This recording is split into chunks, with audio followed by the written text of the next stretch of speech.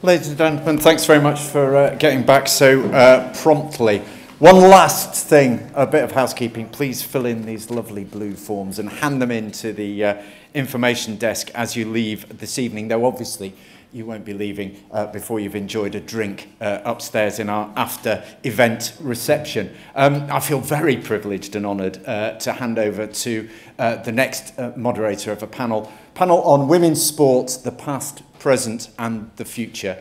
I'm delighted to say Claire Balding is going to take charge. Thank you, Jim. Claire. Thank you very much, and thanks to everyone for being here, but most of all thanks to the panel who have experience across all sectors, as it were, of women's sport and coming at it from very different angles. So what we definitely will come up with are, I hope, creative suggestions for how to make the business of women's sport, which is, I think, the sleeping giant in our industry, how to make it grow and roar in a very feminine way. Helena Morrissey, CBE, is the CEO of Newton Investment Management. As you all will know, they were the sponsors of the women's boat race, and I wonder, I don't know whether it was your degree in philosophy that made sure you had the practical approach and the patience and the broader vision that was required to make the women's boat race achieve parity, being on the Tideway on the same day, same coverage as the men's boat race, which happened this year. She also is chair of the Investment Management Association, and she founded the 30% Club, which is trying to ensure that within business in this country, that at least 30% of women are represented.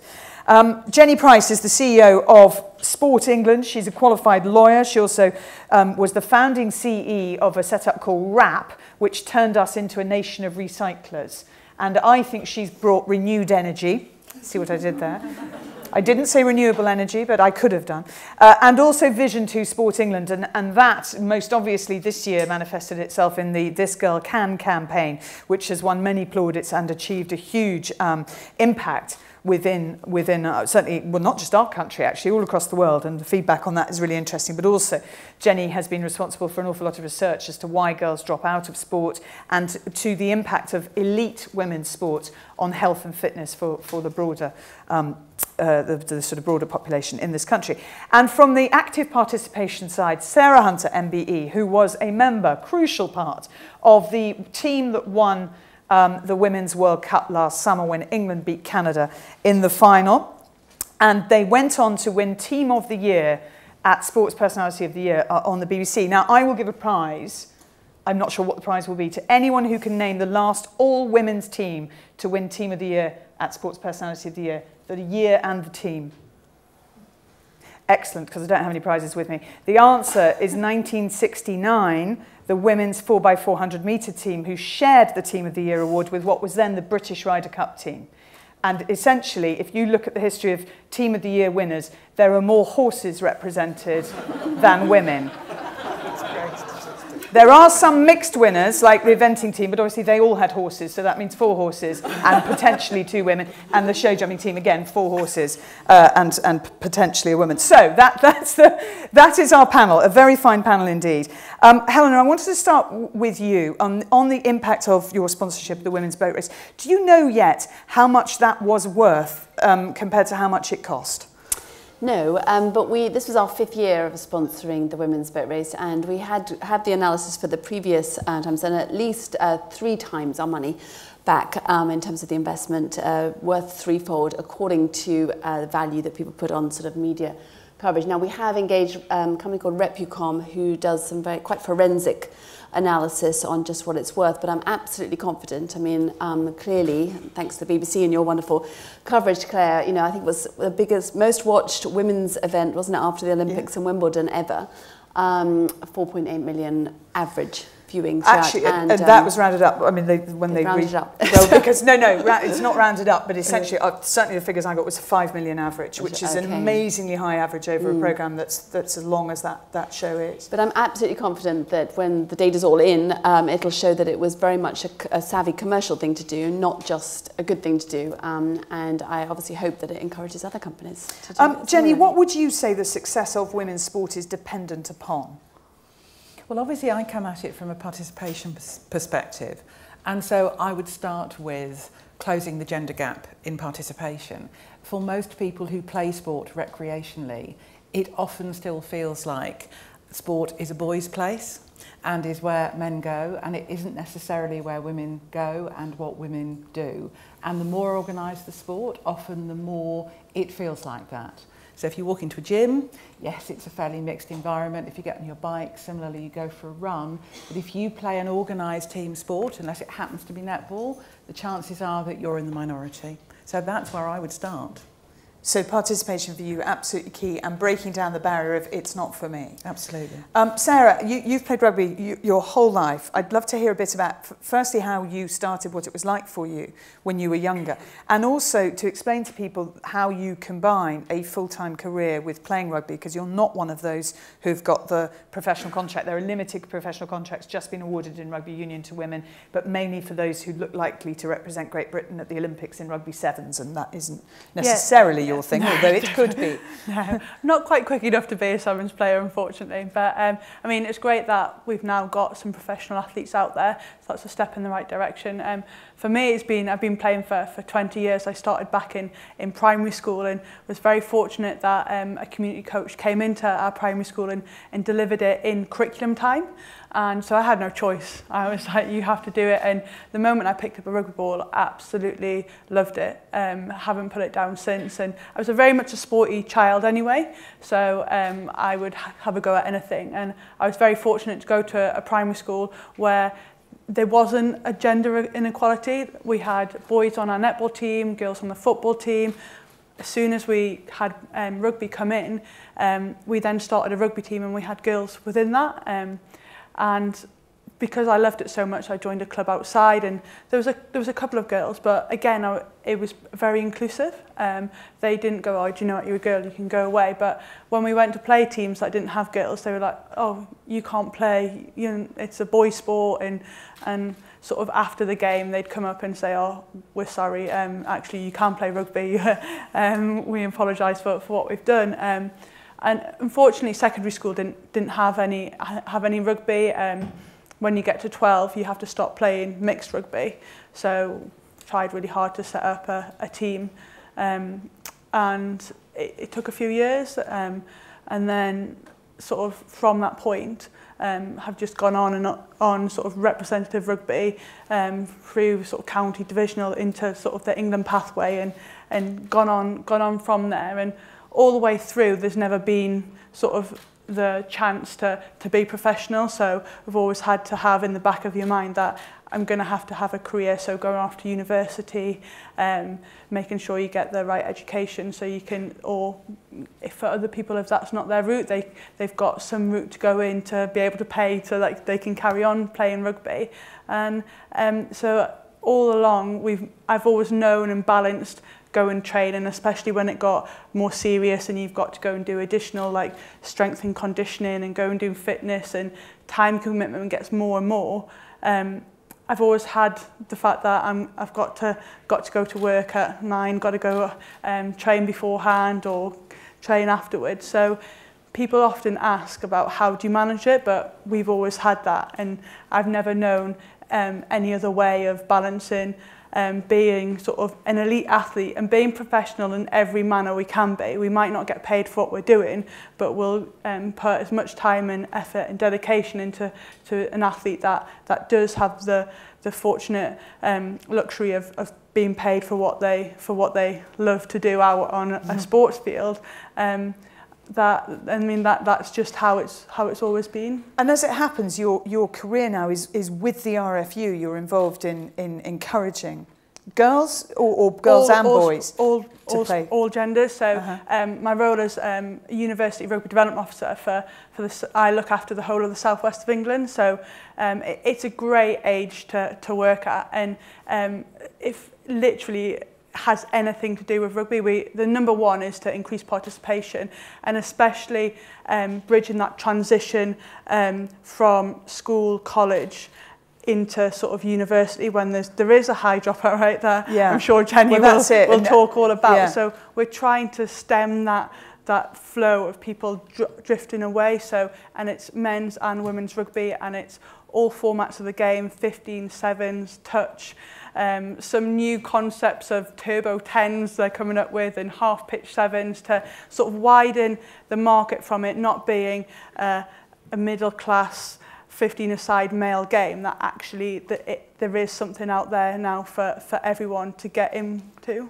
The research, Jenny, that you've done into why girls drop out and the ages that they do, has that changed at all in the last few years? Or is it something that is still alarmingly high, the dropout rate? It's really steady. So even though the precise numbers might vary a bit, the fact of the age gap and where the age gap cuts in has been the same ever since we started counting in 2005. And every survey we can find behind that tends to indicate the same. So when girls hit puberty and or when they go to secondary school, things really change at that point. So generally, their experience of physical activity is very mixed, is very fun when they're at the primary age. They get around puberty and suddenly, my life has just changed, how I feel about myself has just changed, and that's the insight that underlies This Girl Can. It's what goes on in women's heads and girls' heads that is really critical to understand and get right. So we have a big change to make, definitely. Helena, your own family could be a survey in its own right. It could, yeah. Yes, because you have a sample size. A sample size, exactly, of children. How many boys and girls? I have 6 girls, 3 boys. And I know, and still does all the things she does. It's extraordinary. But you know, a bit like Sarah says, I just manage. It's the only way I've ever known. You manage. Yeah. What is the difference in attitude to sport of your girls and your boys? Well, I have to say, there's a bit of what Jenny's saying I see in my own children, but I also see that there's much less opportunity for the girls to play team sports in terms of what's offered by their school. So, I mean, you mentioned that secondary school things change for you in terms of access to rugby. I've noticed that particularly as the children hit public exam, sort of the run-up to that, then the boys are chucked out on the pitch more often, it seems, perhaps to release some of that sort of tension, but the girls, much less opportunity. So to the point where I'd say now, at sort of age 14, onwards, it's at best once a week that they have the sort of programmed, timetabled sports, and compared with sort of 3 times a week and more if you're in a team for the boys. And I do think that's a big, it's a sort of subtle thing perhaps, but I think it makes a big impact on not just physical health, but also girls' preparation, our readiness for the world of work. The skills learned as part of a team particularly, I think, are very relevant to, being dependent depending on others, savouring victory, coping with defeat. It's all very relevant to coping in everyday life and the workplace. And also when you get into the workplace, an awful lot of businesses use sport as a way of entertaining clients or as a way of networking.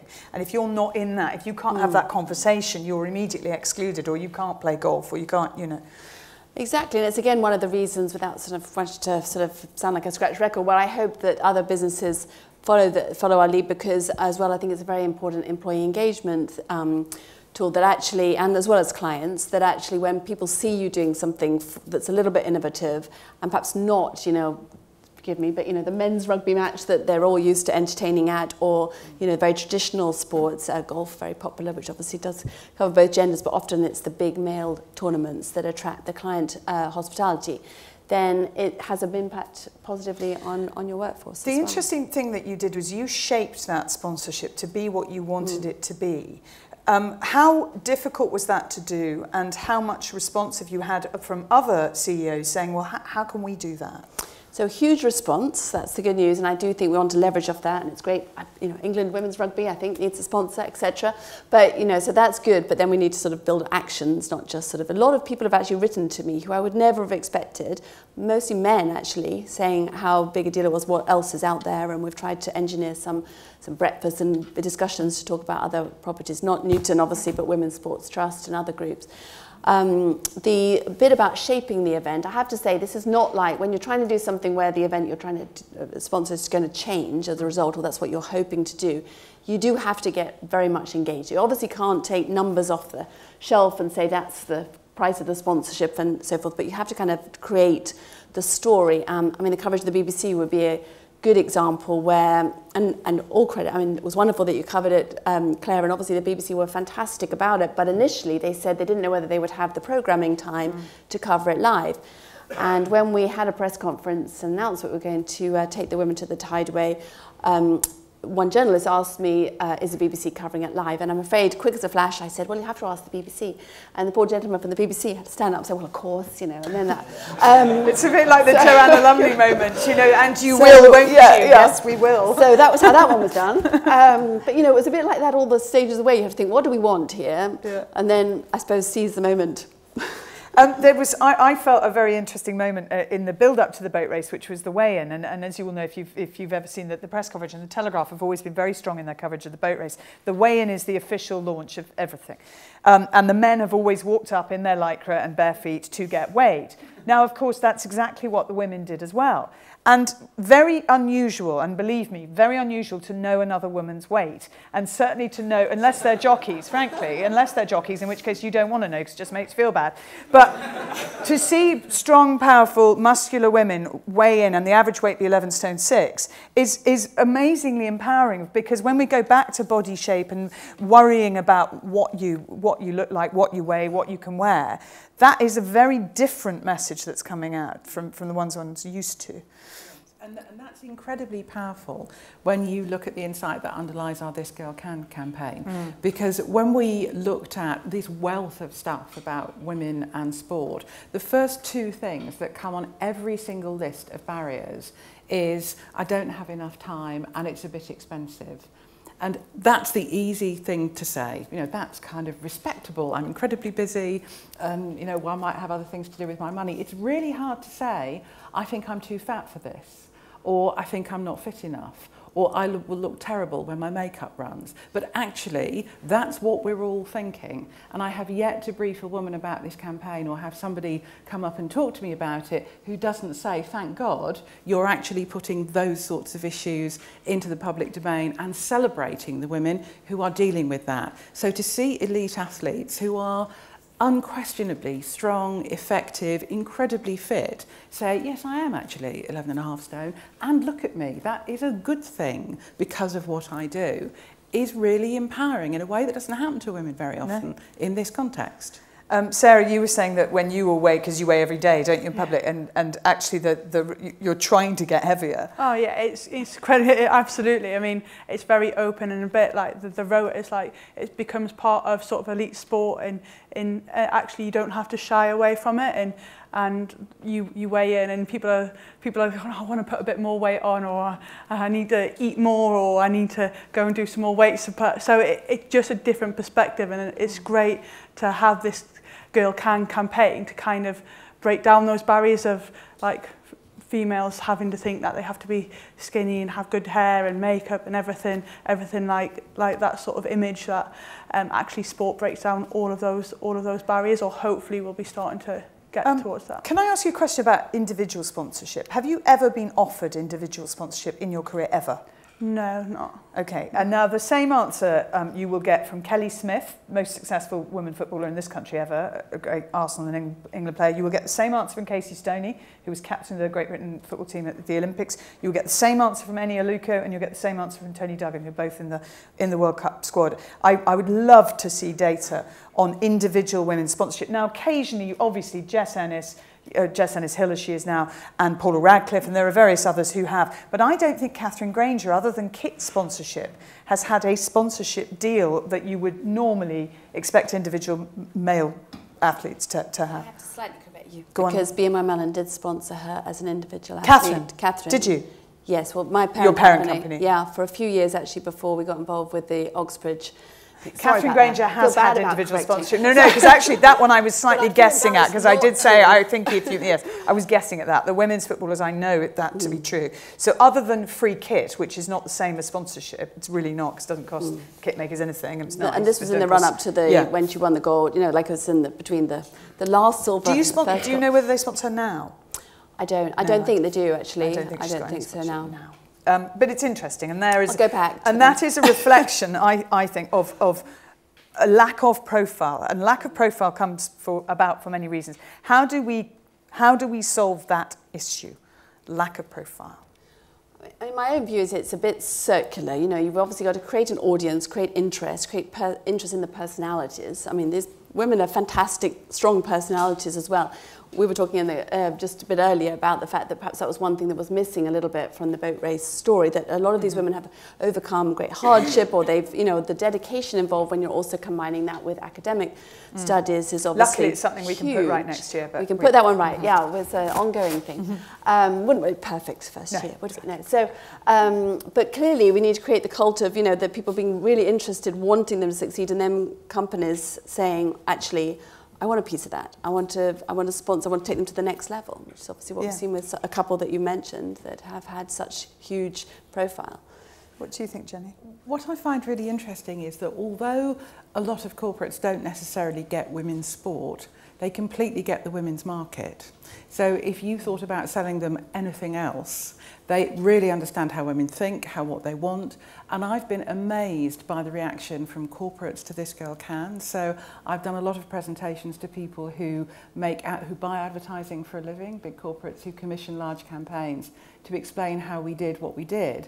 And the response I've had from them is, please can we come and talk to you, because we think you have the right tone of voice in terms of empowering women, engaging them in a different way. So I think full participation, and albeit that's the other side of the market, if we can make this about empowering women and connecting with them, then we have the possibility to create some really interesting partnerships. I have corporates we're talking to now that a year ago would not have known who we were and would certainly not have opened the door if I'd gone and banged on it, and now they're coming to us. Fantastic.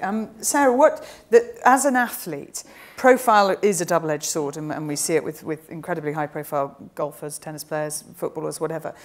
For you, does it matter whether people know you? As an individual, it doesn't. And it's that past moving into present into future. Like I've seen from not knowing there was an England women's rugby team when I first picked up a ball, to now children, boys and girls at a similar age, knowing that there is a women's team and we are world champions. That I have seen that sort of transition. But and in my time as an England rugby player, I mean, we didn't even used to have the same sponsorship as in the same playing shirt as the men did. We had, like I look back at sort of my first cap shirt that's on at my parents' home on the wall, which I'm really proud of. And the rose is like sort of a bud that hasn't quite blossomed yet, that hasn't quite come into like fruition. So just in my time within my international career, we've seen that we now have the same shirt, as rightly we should do. And the increased profile has brought about people understanding more in the discussion of like, do we put more money into it? And I think to take rugby onto the next sort of stage, a bit like we've seen with the Women's Super League in football, there's going to have to be investment and backers to come in to take it onto that next sort of real big, broaden worldwide stage of where women's rugby can get to. The World Cup in the summer moved in that direction, but it has to be bigger again, because we've now got to a point where people do know that there's women's rugby out there and do know there's World Cups and know who the world champions and stuff are. But to take it onto that next stage, there's going to have to be someone that's going to want to come in and sponsor it and back it to really create that profile and put it out there in the market. Because I said earlier to Sarah, who sponsored the Women's World Cup? It's an international event. Obviously, all the big teams are there, and New Zealand and Canada being among the strongest, and England winning it. And you said it's not, no, it wasn't sponsored. And for me personally, like it doesn't affect me whether someone recognises you for being part of the England women's team and what we've achieved, because it's been my dream and my vision since I found out probably at the age of 13, 14 that there was a women's team, that actually I want to play for them, I want to represent my country, and I want to play to the highest level. And at the time, playing in a World Cup was the pinnacle of a rugby player's career, and winning it was like just the ultimate. And that's what I set my like ambition and dream on doing, and having achieved that last summer, like it wouldn't matter if no one had been there watching. I know, and my family know, that I've achieved what I'd sort of set out to. And there is a purity to that, because that's what men's rugby was like, 20 years ago. But that, as we know from the conference itself, the business of sport recognises where there is potential, where you're actually going to do your company good by pairing up with certain sport.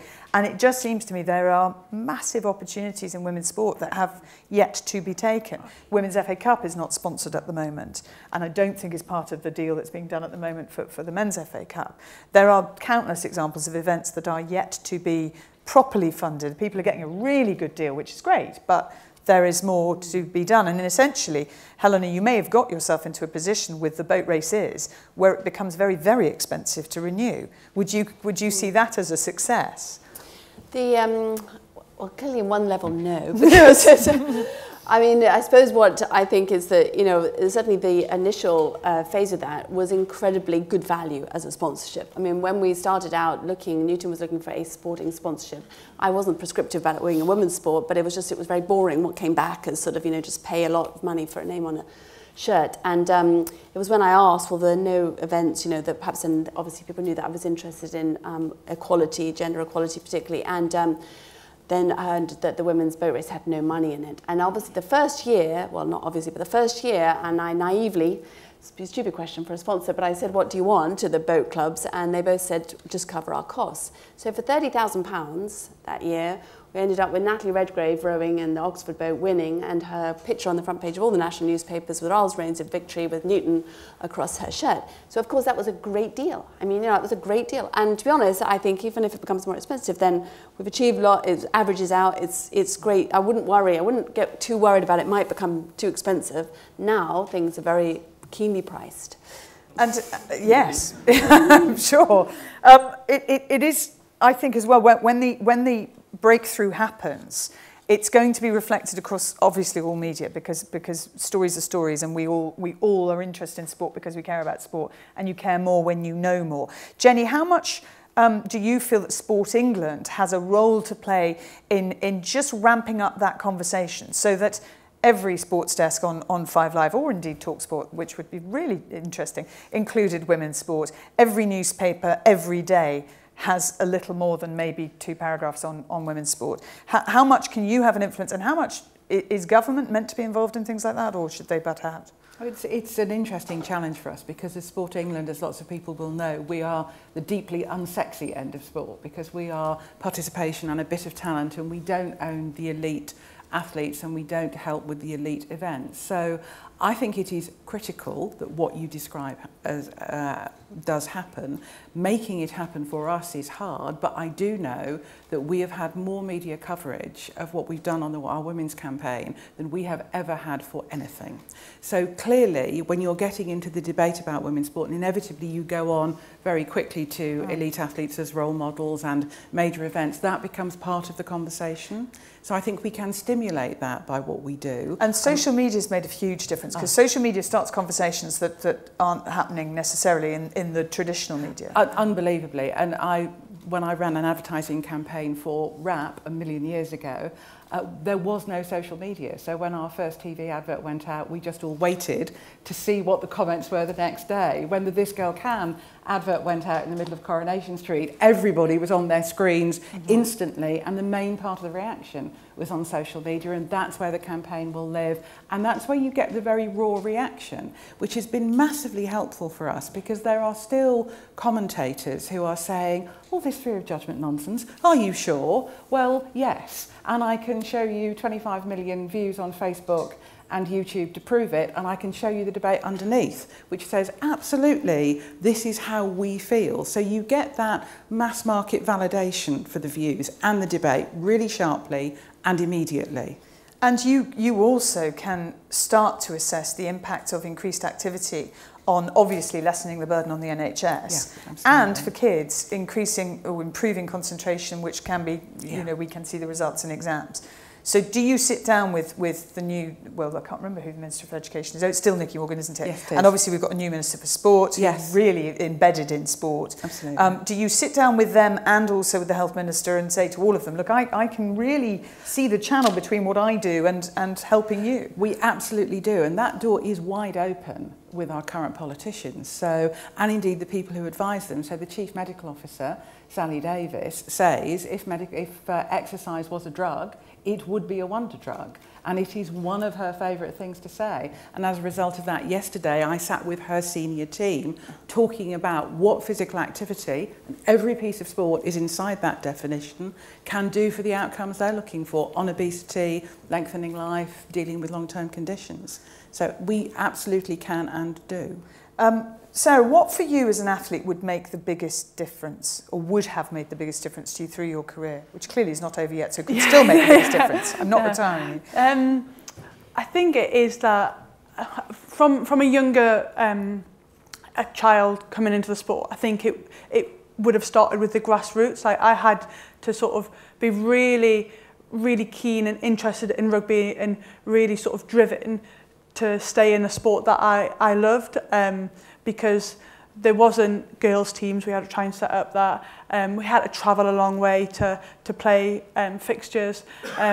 So having increased participation at that level as a young child, I think would have helped potentially more people stay within the game. I just was so determined of what I wanted to do. I carried on with it, and then I think coming through my sort of playing career, I think it then comes again full circle, as Helena was saying, about the investment that's put in, and the investment that has and supports the game. I remember sort of having to pay to go on England camps for weekends and paying for hotels and stuff, because we just didn't, there wasn't the money there. I mean, it has changed now. I mean, yeah, we don't get paid for playing, but we don't lose out of pocket to go out and train and be part of competitions. So I think it is, I think that there just has to be a backer that comes in and goes, right, we'll take that pressure off you of thinking you have to get up at 6 o'clock in the morning to go and fit your training session in before you then have to drive off to work, spend full day off work, then go to club training,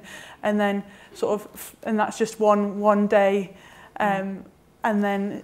And also companies doing it not because they want to be charitable, no, but because they can see the business benefits of it. And I think we've talked a lot about the benefits of sport. That's huge, I think, for anyone being involved in companies and businesses wanting to back that, and what effect that can then have on their company. Like sport, and like you said, all the key fundamental skills of being, I speak probably quite biasly for being part of a team sport, but in terms of, but you look at an athlete and the dedication, and the commitment, and the time management, and sort of that driven determination that you have in order to perform at, well, again, we're going back to an elite, but an elite end, are all the key fundamentals that you want within business. But if you're looking to, again, from a grassroots point of view, when we're trying to encourage people to come into sport, and we're using, well, actually, what are the benefits, not just from a health perspective, but from an overall, let's shape this young human being. And when they fast forward into sort of 10, 15 years time, and they're looking to go into work and things like that, sport is a huge fundamental part of that. And I think, especially within the women's side of it, business are missing a trick or two. Well, talking of teamwork, it's your turn now to contribute to the debate. I'm going to ask Sarah to we thought we'd bring a bit of action into our Q&A session. So Sarah, as the elite rugby player among us, can either throw or drop kick the microphone into the first person who'd like to ask a question. And then Juliet up there in the stripy top, chuck it up there, and then Juliet can pass it back to the oh, nice throw. Very good. You hold it quite close. Go on. Yeah, not that close. Let's see, go on. Right. Yeah, perfect. I'm so glad I caught it. Married to a rugby writer, so thank you very much. My question is around positive discrimination, and I wondered what the panel thought about. Over 30 or 40 years ago, I think, in the USA, they introduced a law called Title IX, which in essence has fundamentally changed women's sport in that country. And I just wondered, with the new government, whether this was the time to look at considering something similar in the UK. And just to be, I'm sure you all know what Title IX is, but essentially ensuring equal funding in colleges, in high schools and colleges for boys and girls sport. and therefore young men and young women's sport as well, and colleges, which on they go. So they can't build. Actually, it happened at Oxford with their boathouse, which is amazing, amazing facility. I think it was an American investor who gave the money for it, and he couldn't claim the tax back unless it was for men and women, which is why Oxford have got such a hot boathouse, and Cambridge have not yet. But anyway. Yeah, I suppose I'm interested in the fact that you started the question of positive discrimination, because why is it positive discrimination if you're just saying equal funding? Well, I think that there isn't equal funding, therefore that's, in my mind, that's how I would understand it to be. I think that it would be helpful. I think the current situation, and actually we haven't mentioned it yet, but I sat and first met Jenny at the DCMS, the Department of Culture, Media and Sport, did have a women's sport advisory board that sat for almost 2 years, actually. And initially I was a bit wary about it, to be honest, because I thought, oh, these government quangos never kind of do anything. But actually became very, very focused. Simon Green, who was on here earlier, was part of the sort of media triumvirate of the head of BBC Sport, Barbara Slater, and Andy Cairns from Sky Sport. That was a very powerful part of it, and we got on to talking about this. There were all the different parts. There was the participation. Judy Murray was part of it. There was a whole continuum of things. I do think this is a very, ultimately, this is why Dame Sally Davis's points that I think are also relevant, because she's brought in this thing called Athena Swan Awards for medical fund. You can get funding for research unless you can demonstrate that you've got a certain amount of equality, gender equality in your approach to attracting scientists and so forth. So I think it would be a good thing. I think it's just, it just raises it's more, I think it's not positive discrimination though, it's actually just evening things out.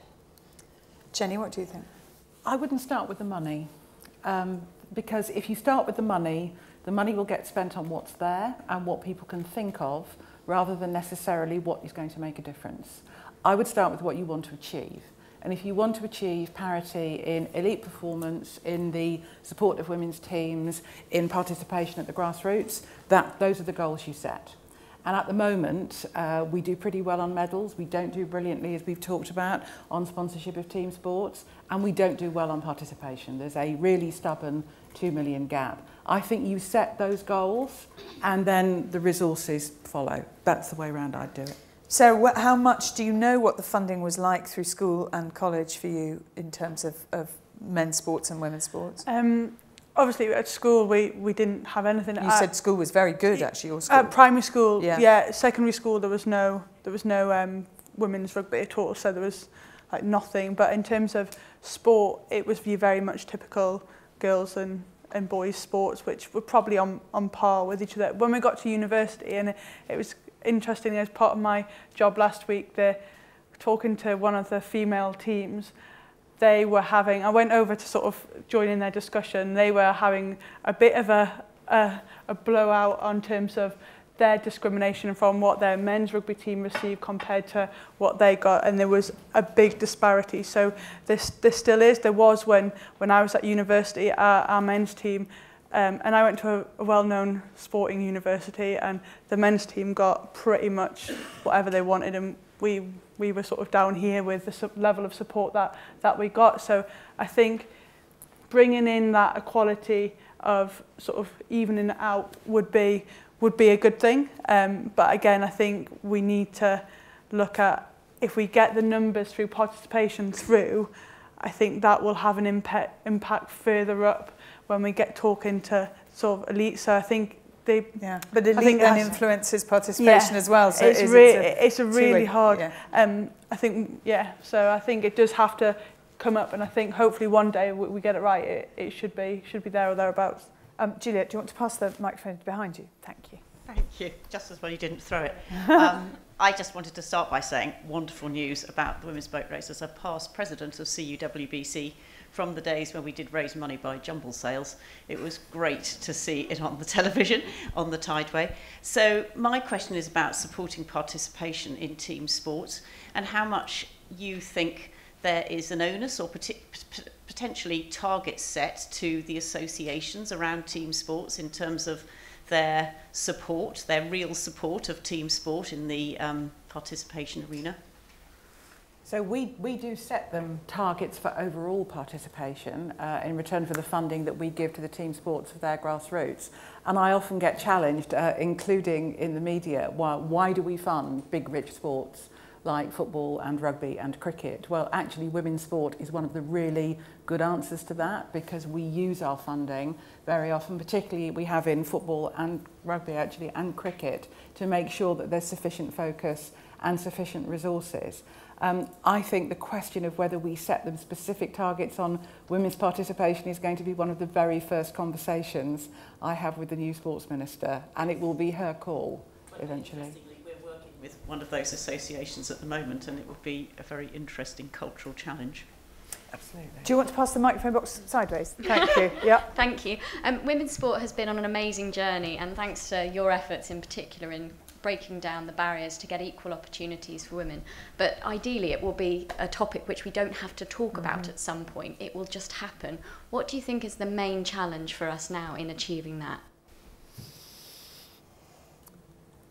Yeah, I think it's a difficult one to come down to one thing, because I do think we've talked a lot about this virtuous circle that we're trying to create, which does include more funding, does include more grassroots participation, does include more equality in terms of viewing of elite athletes, and it does include more print as well as other media coverage. And I do think it's a bit like, to be honest, the 30% Club journey to this point has been about sort of trying to create this big sort of, sequencing and series of actions. It's not been about one thing.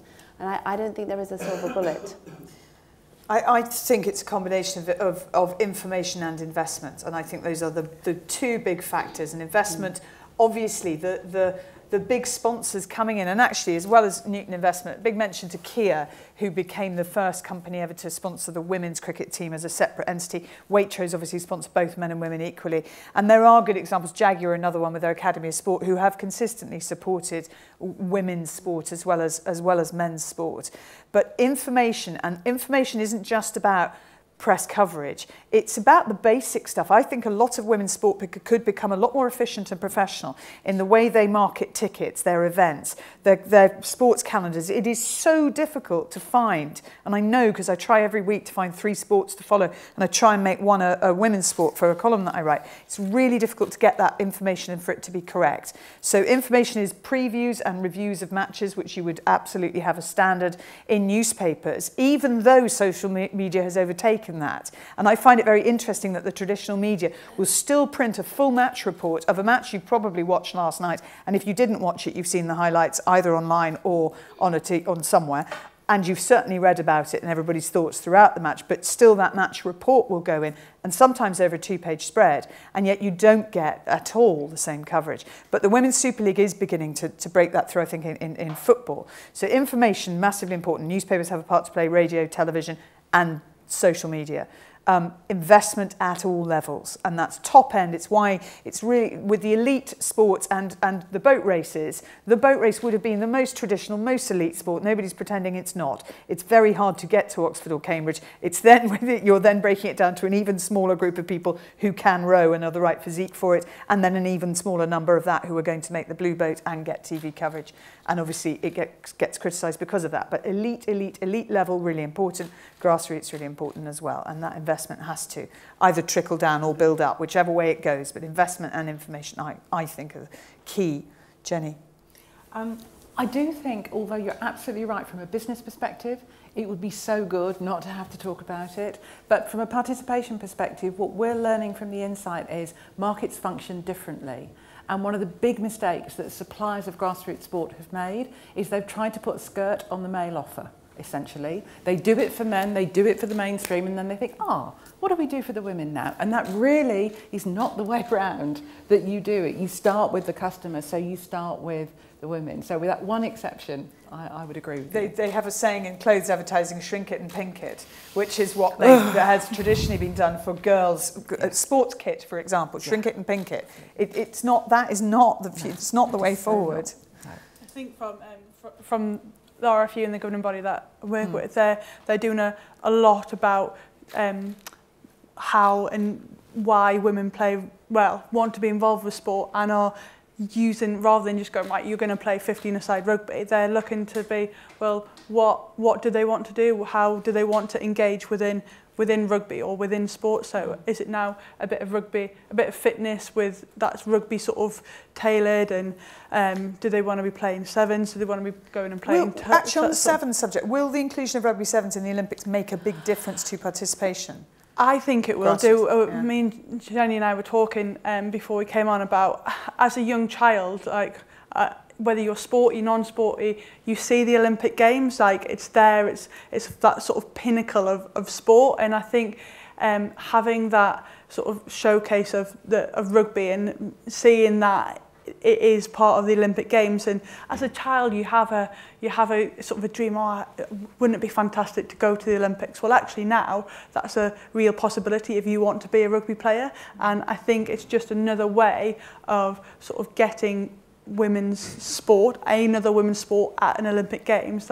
It's something different for people to be involved in. It's not sort of your athletics or the other sort of typical like rowing, that sort of thing that people see and know as part of the Olympic Games. It's a different sport that someone can be involved in. It'll make a big difference to the profile of those players as well, because huge. Obviously the coverage of the Olympics is massive. Right, you've got the catch ball. How do you fancy lobbing it all the way over there? You can go via. Expensive equipment on the way through. Yeah, okay. Probably sensible.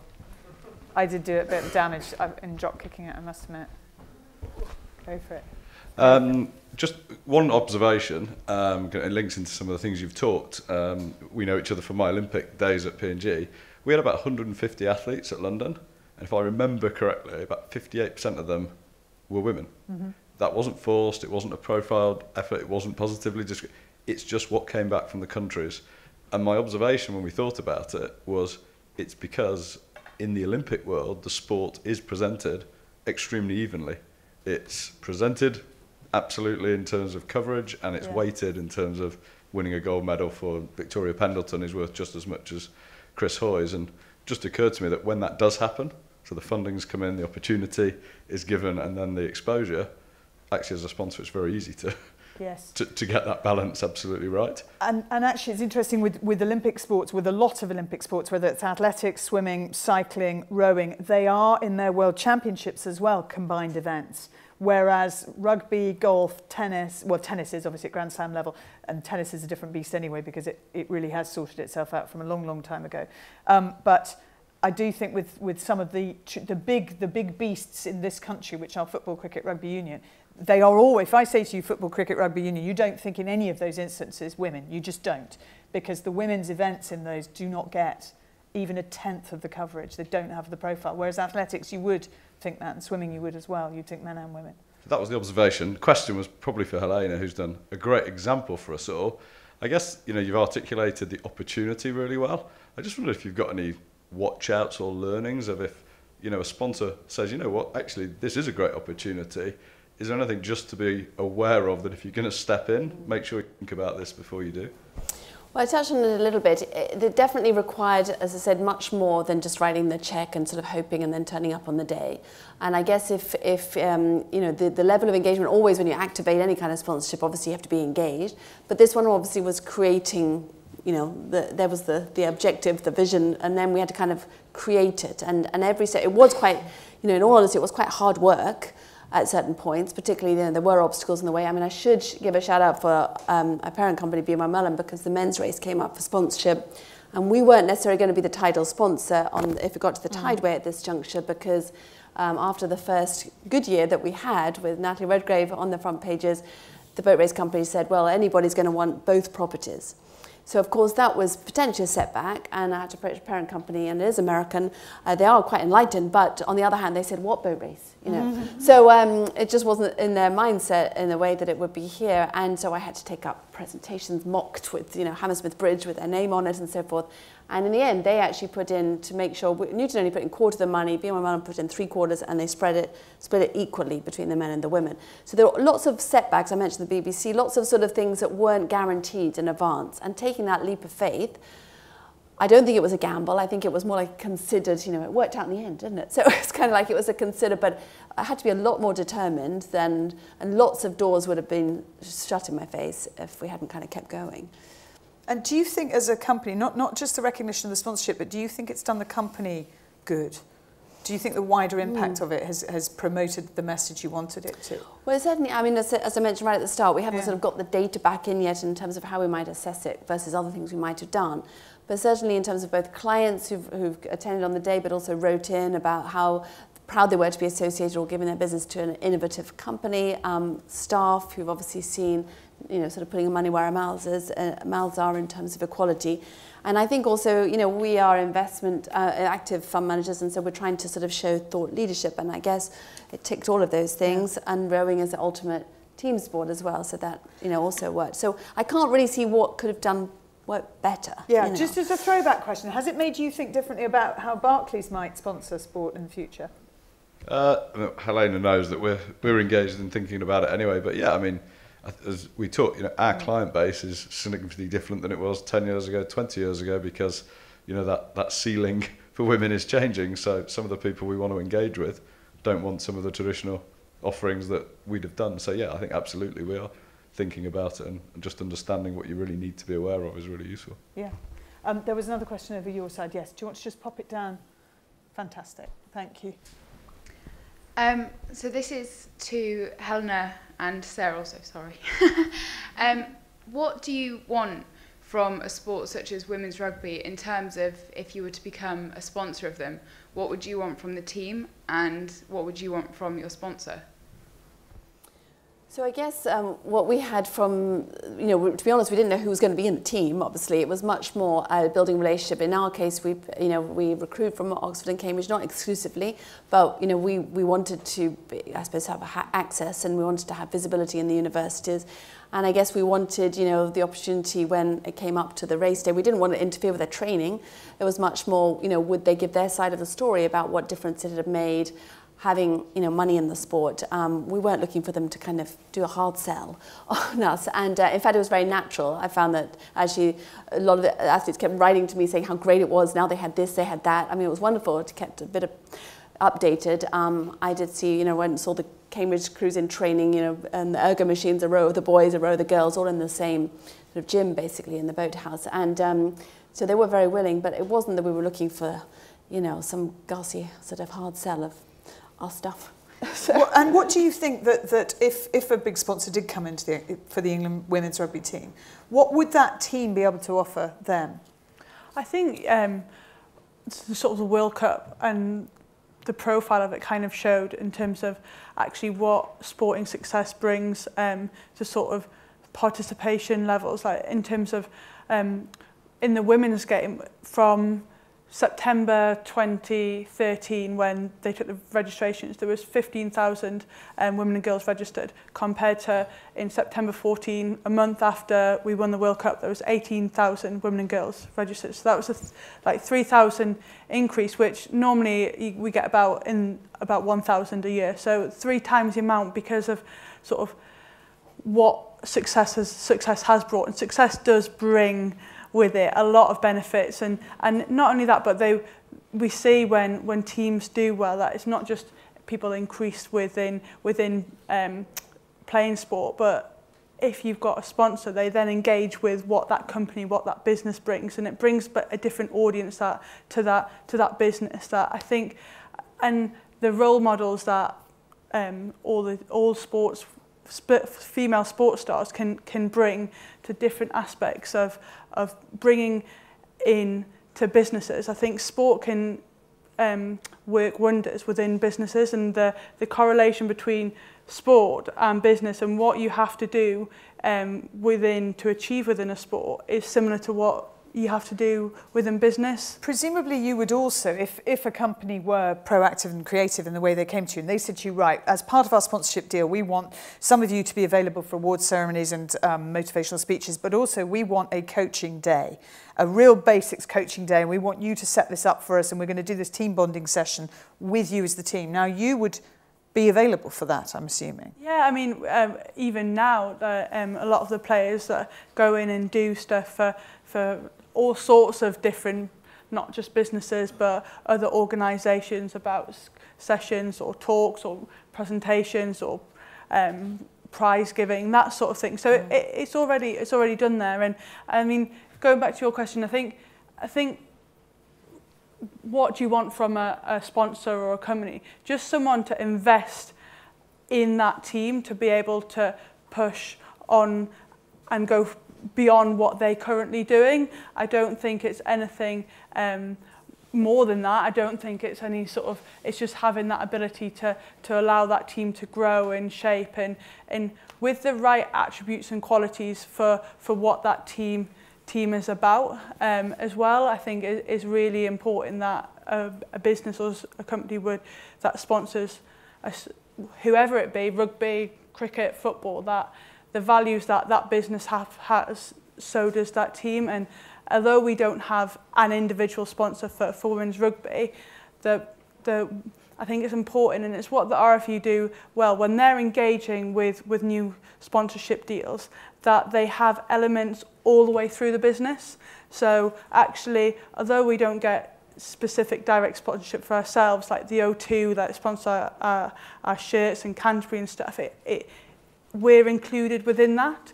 And then they ensure that there's an element that goes into the participation route. So actually, that we can see the game growing, and it might go into the communications department. So it's a whole wide sort of sponsorship deal. It's not just, and I think that from a women's point of view, if an individual sponsor was to come forward, it would have to want to work with the whole part of the women's game, not just that elite performance. So what is it doing to increase participation? Can we get more coaches? Can we get more referees? How is it going to engage with sort of the marketing and the communication side that Claire touched on? Because that's huge. When people know more about women's sport going on, they'll buy into it. How is it going to work with broadcasting companies and to get more coverage? Because when you get more coverage, the profile grows, and I think that's fundamentally important as well. So that would be, I think it would be have to be a holistic approach to coming in and working with a sport. I was talking to Joe Pavey recently, who's another one you can put on the list of somebody who, you know, very high profile athlete, but has never had a big individual sponsorship deal. She might have had little ones, but never had one that's essentially going to not necessarily even change her life, but buy her a new car. And she was saying she would, in return for an individual sponsor, because I was just asking, what would you offer? She'd do personal appearances. She'd go and take, you know, morning runs. You get way more access to Joe Pavey than you would to Mo Farah. And I love Mo Farah. Mo Farah is going to cost you a hell of a lot of money to be his title sponsor. And frankly, you're lucky if you're going to see him once a year. Really lucky. But with Joe Pavey, you could do more for your company. You could actually have her way more involved and feel like she was, you know, on your team, as well as just you being a name on her shirt. I think it's a much more involved relationship, which may not be true forever, and it may not be true of every athlete, but there are a lot of teams and individuals out there who would give you a lot for your investment. We're just about at the end of our allotted time. I'm looking down to Jim. Can I take one more question? Because I know there was another hand up. I thought there was anyway. But I'm very happy if there isn't, to wrap it up. Excellent. Very good questions. Thank you. But mainly thank you to my panellists who were sensational. To Helena Morrissey, to Jenny Price, and to Sarah Hunter. Thank you.